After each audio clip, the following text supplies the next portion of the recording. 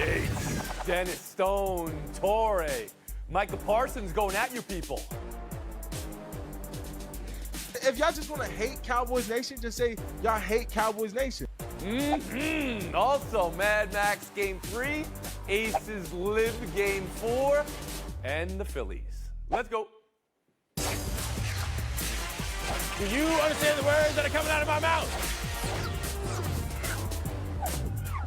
Phillies a nation. Game 1, it was the first pitch. Game 2, it was the fifth pitch. Boom! Trey Turner leaving the yard, and then Kyle Schwarber, and then Kyle Schwarber, and lights out Guerrilla Radio. The roof blown off the already roofless Citizens Bank. 10-0. Arizona can't get out of Philly fast enough.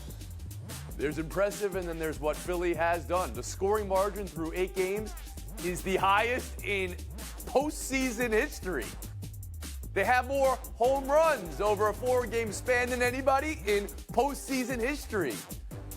The 1.39 ERA is the second lowest ERA in postseason history. Is that sustainable? And who and what has impressed you most around the horn, Clinton Yates?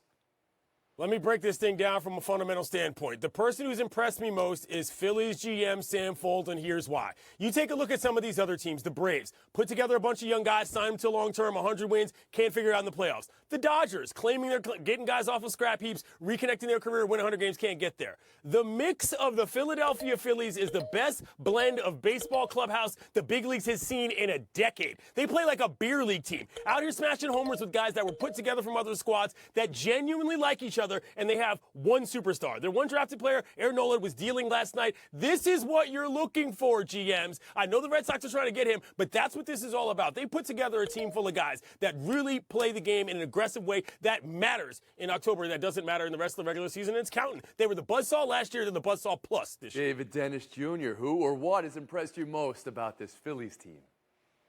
Can we go D, like all of the above, like everybody? Like this Phillies team is basically like Shang Tsung from Mortal Kombat, where they snatch your soul as they're beating you. And it seems like they've snatched the Braves' soul and became them, because they are doing everything that we thought the Atlanta Braves were going to be doing, dominating in this playoffs. They've become them. I've only had 6 people at bat while trailing the entire 8 games, which is way far below any in baseball history. But if I had to pinpoint one person, I would have to go Trey Turner and the way that he's playing. 15 for 30. The guy's batting .500, which has only happened 4 times. They've had the best 8-game run in postseason history through any straight 8 games that we've ever seen. They are on a heater all time right now, and they seem unstoppable. Kevin Blackistone, who or what has impressed you most with this Phillies run?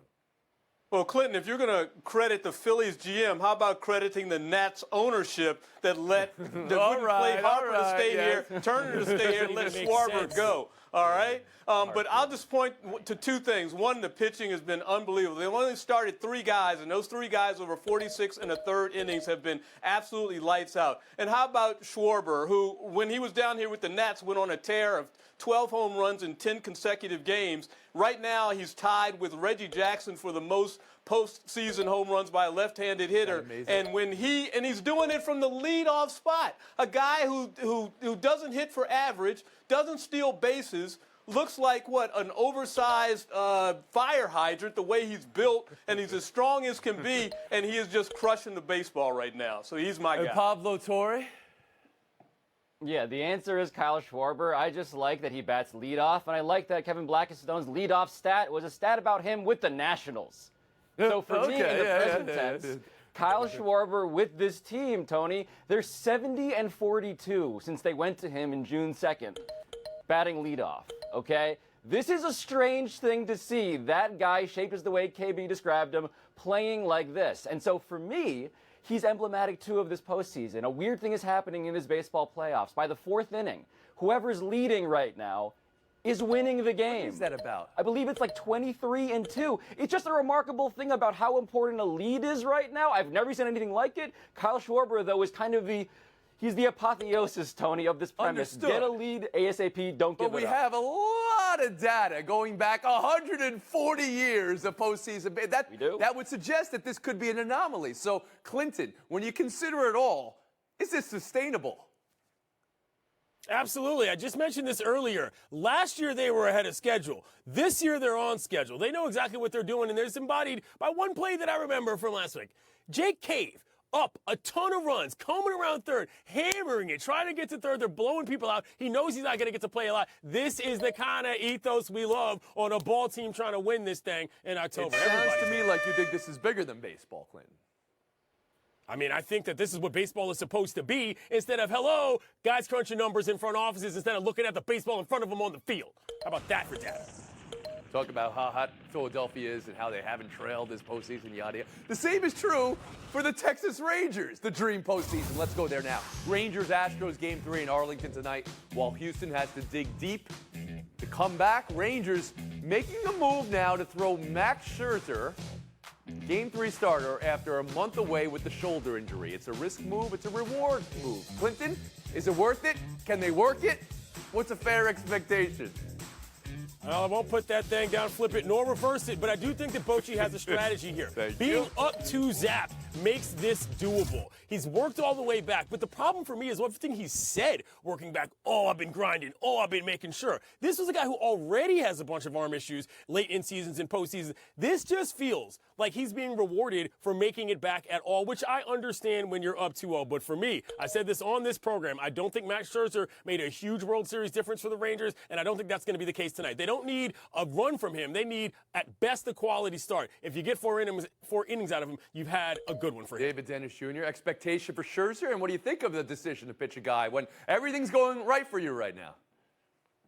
Yeah, I feel Clint here on that they're, doing this because they're up, and the history is in the Rangers' favor here when you have a team that's going home after being up 2-0 on a World Series champ. They're 4-0, and they've swept every time before this. But this is kind of playing with fire. You're playing with this Astros team that all they need is a spark to, get back in this series. And I'm concerned about Scherzer. Last few starts since 2021, 4.64 ERA, and he's going up against a pitcher who's only allowed one, earned run in the last four starts, and that's 17 innings pitched that he's done that. So this could go left for them very fast. And if the Astros are back in this series, that could turn this series on. So you would agree it's a reward, but it's a risk move here. Kevin Blackistone on the decision for Scherzer to start Game 3.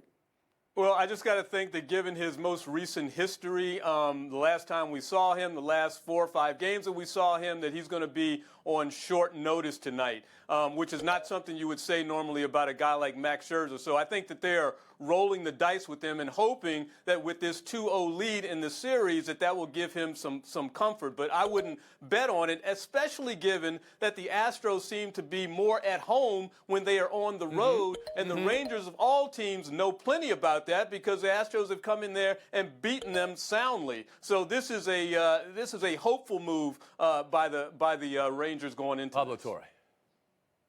But see, KB, this is when I would talk about the Nationals. I would bring up those statistics here because Max Scherzer, when he was a National, right? His slider, man, was one of the best pitchers in all of baseball. He could throw that thing at 86 miles an hour thereabouts. He could locate it in the strike zone. He's lost about 4 to 5 miles an hour on that pitch ever since then, Tony. So to me, I'm watching, can he throw the slider at that velocity? Can he find the strike zone? Joe Sheehan pointed this out in his newsletter as well. This is the big question about him as a pitcher. And so for me, there's definitely a don't play with your food kind of a warning here. Don't get cute with a project like Max Scherzer in the latter stages of his career. Yates back in. Oh, well, Max Scherzer, also famously for the Nationals, woke up one morning and couldn't pitch in the World Series because he was injured. We remember because we were there. The risk for him is his career ending. It's not as much for the Rangers in terms of everything. It's that the guy's 39 years old, and if this blows out, it's probably the end of it for him. David Dennis Jr., last word, and then I want to pick from everybody here for tonight's game. Yeah, we're talking about sustainability. One of the issues here is that you pull Scherzer, you're relying on that bullpen. And I know they've been playing great in the playoffs, 1.86 ERA, but through the regular season, they blew more saves than they, actually accomplished. So yeah, that's something that could be troubling if you have to rely on them throughout. KB, who you got game tonight? Astros. Torre. Astros. Yates. Stros, get back in it. Dennis. Astros. Uh-oh. Buy or sell is next. Oh, no. Yeah, oh, no, was right. You know what that means? I'm sorry, buddy. I'm sorry. You're fit to... Ace Liberty, Game 4 tonight in Brooklyn. The shots from Vegas is practice with Chelsea Gray, Kia Stokes, roller booted and crutched up. Such a gut punch. So now the Super Team Finals has the must-win for New York tonight, of course. And Vegas playing shorthanded and knowing they have another game at home if needed, but could tonight be the night? Sometimes teams rally around being shorthanded, missing a star, Clinton. What's your buying tonight? I'm buying the fact that this is probably the biggest basketball game in New York since at least, the pandemic ended, which is a really cool thing for Liberty fans. And also, this is a real problem trending downward for the Aces. The injuries are a factor, and the De'Erica Hamby situation kind of coming back up to head from earlier this year is very awkward, vibe-wise, trending poorly for Las Vegas. Awkward vibe-wise, but it's not the injuries to the starting five as well, right? I mean, that's a factor, obviously, but it's all not looking good right now. David Dennis Jr. on what's at stake for the Aces tonight, playing without two of their starting five. Yeah, this is going to be an uphill battle. The face of this series has changed. The Aces only have 8 available players now. Amazing. 4 of those players have played fewer than 7 minutes per game. They are, at the end of their rotation right now. And overall, I'm kind of bummed. This was supposed to be this epic series, and we've had 3 kind of stinker blowout games, and now the Aces are injured. I think this goes 5, but I'm still, would like to see both these teams at 100%. KB. Yeah, this is a real bummer. I mean, look, they were already missing Candace Parker, right? And they're talking about maybe she can come back tonight. I really don't see that. Now you're down 2 more starters. I can't see how they can even be competitive in this game, and it really does take some of the air out of a great Pablo Torre. Well, as the only panelist, Tony, who will be at the game tonight, the biggest basketball game since the pandemic in New York, I have to point out some of the advanced numbers here that I'll be evaluating.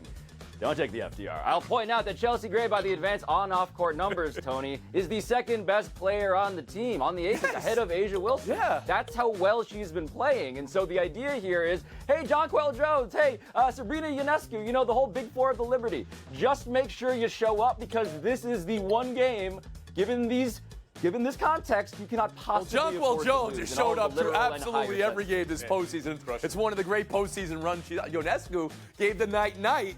She needs to Need you tonight. show up. Need them both tonight. Of course, missing Chelsea Gray, an all WNBA player, hurts their chances. Biggest game since what are you guys talking about? This is the biggest game in New York basketball since the last finals game, which is now decades ago. We'll move on. Buy or sell to Micah Parsons. So why is it that we are just scrubs and we're nobodies that don't deserve to be on the field and we're just all talk, but there's 100 excuses for these other teams? Like, if y'all just want to hate Cowboys Nation, just say y'all hate Cowboys Nation. I just don't condone the bashing of Dak Prescott and the Dallas Cowboys and have the same energy for the Eagles. David, Micah is calling you and all people of your ilk out. Please, how do you respond? Well, shout out to Michael Parsons, who is a podcaster and somebody of my ilk. Congratulations to him for just realizing that he's a member of the Dallas Cowboys, which means you get a lot of attention. He's talking about why are people giving the Eagles the benefit of the doubt, because the Eagles were getting criticized last year until they went to the Super Bowl, which is something the Cowboys have not done since Tommy was the Green Ranger. So when you do that, then you get the benefit of the doubt, and then you stop being criticized and called, quote-unquote, nobody. You heard Micah Parsons there. Does he have a point? Here's the point. You didn't start out the season 5-0. You lost to the Cardinals. You got blown out by the 49ers. You weren't in the Super Bowl last year. Those are the reasons why people may be hating on the Cowboys. Pablo Torre, does Micah Parsons have a point? And he might not technically be incorrect. It's just the most unsympathetic argument I think that exists in sports. Please feel sorry for the Dallas Cowboys for being talked about all the time. As they say on Mad Men, that's what the money is for. This is the trade-off. You get to be a Cowboy. You get to be very, very famous. Everybody cares about you. But you would agree then there's a double standard there for the Dallas Cowboys. The sheer volume, the tonnage of how much we talk about them, I get where he's coming from. I just don't care. Well, as they say on social media, men will literally start a pointless podcast instead of going to therapy. Why do you have this at all? You're a member of the Dallas Cowboys because you don't understand what is going on. You cannot sit here and tell us, I can't believe people are paying attention to us. Who do you think you are? That's why you got the podcast, This is not a pointless buddy. podcast. This is deeply embarrassing. Okay, this is the third time he has done us a favor and gave us a topic. I mean, we thank him for that very much. That's true. You can agree that there's a double standard with the Dallas Cowboys. You can agree there's a double standard with analysis. when you're focusing on one team. It happens. It doesn't mean it's hypocrisy. It just means, okay, you can view different situations differently. Buy or sell 3, Dabo Sweeney. On his Monday night radio show, quote board this, Tiger Calls is the name of the radio show, by the way. If you don't go undefeated, people say you're losers, that you're terrible. Honestly, maybe we need to lose a few games and lighten up the bandwagon. Sometimes the bandwagon gets too full. He went on to say that's one of the good things about adversity. You find out who's with you and who's not. KB, buy or sell Dabo there. I got to sell them. I mean, and since when did we start talking about college football teams that are not in the top 25 on this show? Okay. Since when did we start talking about 4-2 college football teams that haven't won a national championship since before COVID? Stop it. Move on to someone else. Since before COVID? Okay, I mean, Pablo Torre, how about you? It's a thing when you're the head coach whose whole deal is the best is our standard. He is the guy who likes to privatize his gains and socialize his losses. When everything's going well, we're the best. When they're 4-2, hey, 4-2 is also cool. Sorry, you can't be both ways on this topic.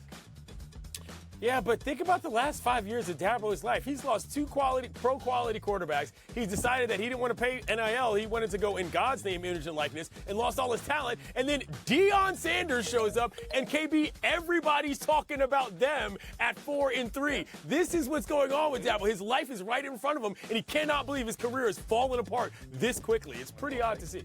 I don't know if his career is falling apart, but the team's record has gotten to a point. Would you hire him? Would I hire him? I don't hire college football coaches. David Dennis Jr., how about you?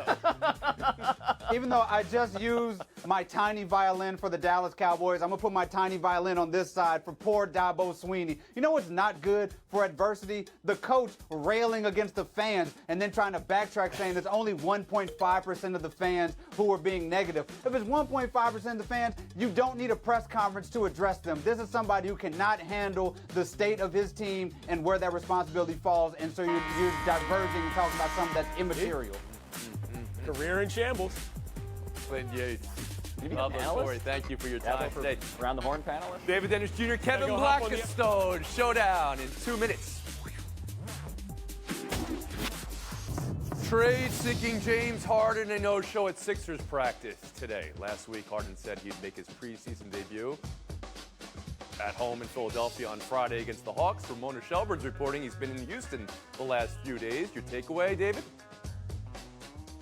James Harden is going to James Harden. This is what he does, and he's causing chaos in the organization. But the biggest concern, if I'm Philadelphia, is what we saw after practice is Joel Embiid once again having to answer for a superstar not showing up. They have to worry about his disposition going forward and how much longer he wants to do it. He is doing what James Harden does. He always gets to a team, and after a while, he doesn't want to be there and pines to go somewhere else. What I don't get is that he had a stellar year last year, led the league, I believe, in assists with Embiid. I mean, this is a team that could go someplace. Stay where you are for once. End of your career. No offense to you guys, but at the moment, this is now a banned story on this show until something happens. We'll move on. USA 4, Ghana 0. The Gio Reyna breakthrough game. 2 goals, and I want you to check out the second goal because it's an indirect kick from inside the box, which is just chaos. Kevin, can 1 2-goal game solve the Gio Reyna riddle? You know what? We're about to find out, and good for him. Here's a guy who played sparingly in the World Cup. His coach said he didn't hustle, kind of fired those words at him, comes back now, shows how valuable he can be, and look at the new hair. I like David? We're about to find out. Here's a direct answer. No, it is not going to solve this. They're up 4-0 in a friendly, and everything is happy and go lucky. When they find some actual diversity in games that matter, then we're going to test how close this team is. But you can't always just be about, you got to wait till it's the World Cup games that matter. I mean, you can judge it for what it is now. The story and headline is, this has been a problem about his parents and the coach. That's what the issue is. We'll move on. It's official. Showdown 3, it's a broken foot for Shane Beamer. I was frustrated and kicked something that I shouldn't have kicked before anybody starts the narrative like the head football coach. What is that? What is frustrated and lost his poise. I care about these kids, and I was really upset on Saturday night because I didn't do enough to help them. David, when the coach hurts himself in frustration, is that a good lesson or bad lesson? It's a bad lesson. He's worried about the narrative that the coach lost his temper. What are you doing? Please, go ahead. You walked into a bad word. Come on. Go ahead, KB. He's just doing what Gamecock fans do every year. At some point, they kick something and break something. yes. That's why Shane Beamer is good for South Carolina. The problem isn't the broken body part. The problem is the bad word. 30 seconds of FaceTime, Kevin Blackistone. So the other week, I'm riding my bike to work. I hit an acorn, blows out my tire. I have to make the walk of shame back home with my bike. Come to find out, there are acorns all over the place. It was an acorn avalanche because we're in the middle of what's called a mass. When trees that produce acorns produce twice as many as they normally do in order to survive. The problem is only squirrels can do anything with acorns. The rest of us, we can't eat them because they have poisons in them. What is up with acorns? We got to get them out of here. We got enough already. Too many acorns coming down right now. Have you ever experienced autumn before, Kevin You know what they say about blind squirrels? Just realizing.